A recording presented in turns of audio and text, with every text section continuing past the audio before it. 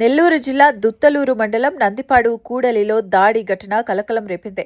బక్కా రవి అనే వ్యక్తిపై auto driver కోసినపోగు దేవ జాకీ రాడ్తో దాడి చేసినట్లు రవి ఆరోపించారు. బాధితుడు తెలిపిన వివరాల ప్రకారం తన అత్తగారు ఊరైన అప్పసముద్రం వెళ్లేందుకు బస్సు కోసం నందిపాడు కూడలిలో వేచి ఉన్నట్లు చెప్పారు. అక్కడ ఉన్న ప్రయాణికులకు కొద్దిసేపట్లో బస్సు వస్తుందని చెప్పినందుకు ఆటో డ్రైవర్ దేవా ఆగ్రహం వ్యక్తం చేశాడని రవి తెలిపారు.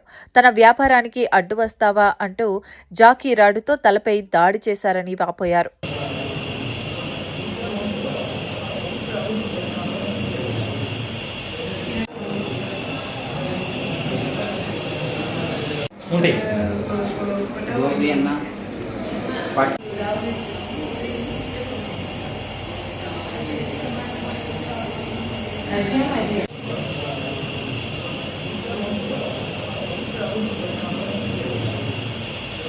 చెప్తుండో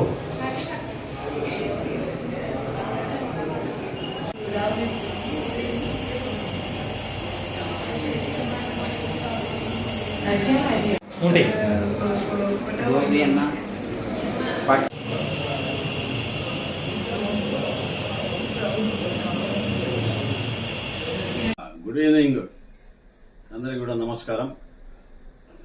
ఈ దినం రాత్రి 8:30 సమయంలో దుత్తలూరు మండలం నందిపాడు సెంటర్లో పూసినపోగు దేవా అనే తన ఆటో ఆపుకున్నాడు. ఆటోలో 5 మంది ప్యాసింజర్స్ కూడా ఎక్కారు. ఆటో అక్కడి నుంచి దుత్తలూరు సెంటర్కి వచ్చేందుకు రెడీగా ఉండింది. ఇంతలో అక్కడికి బంకా రవి అనే వ్యక్తి వెళ్ళి అతను బాగా మద్యం సేవించున్నాడు.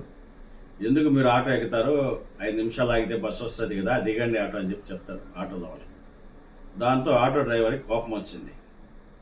ఈ బంకా రవితో కూడా ఈ దేవా ఇద్దరు కూడా వాదులాడుకున్నారు.